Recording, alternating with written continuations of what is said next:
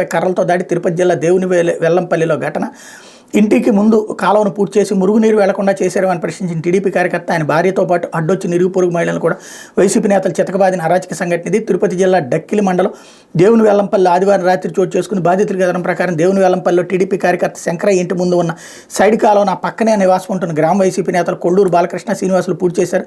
దీంతో మురుగునీరు నిలిచిపోయిన దుర్వాసన భరించలేక కాలువను పూర్తి చేస్తే ఎలా అని శంకరయ్య వారిని ప్రశ్నించారు. దీంతో మమ్మల్ని ప్రశ్నిస్తామంటూ బాలకృష్ణ శ్రీనివాసులు కర్రలతో శంకరయ్యను దాడి చేసి గాయపరిచారు. ఇది వాళ్ళిద్దరి కొంప దగ్గర ఉన్నటువంటి గొడవ. డైరెక్ట్గా గవర్నమెంట్ కాలువలు లేకపోతే వచ్చేది.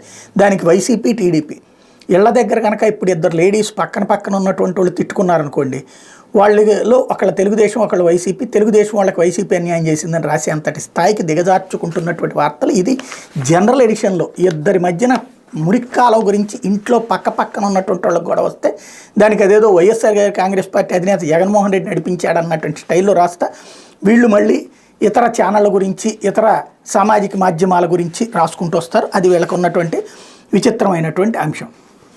లేకపోతే చంద్రబాబుతో ఫోటో దిగారని పెన్షన్ కట్ అంటూ కుప్పంలో వితంతు పట్ల వైసీపీ నాయకుల టీడీపీ అధినేత చంద్రబాబుతో ఫోటో దిగినందుకు ఓ వితంతువుకు వస్తున్నటువంటి పెన్షన్ నిలిపేసిన ఘటన కుప్పంలో చోటు చేసుకున్న 6 నెలలుగా ఆమెను స్థానిక వైసీపీ నాయకులు వేధిస్తున్న తీరు.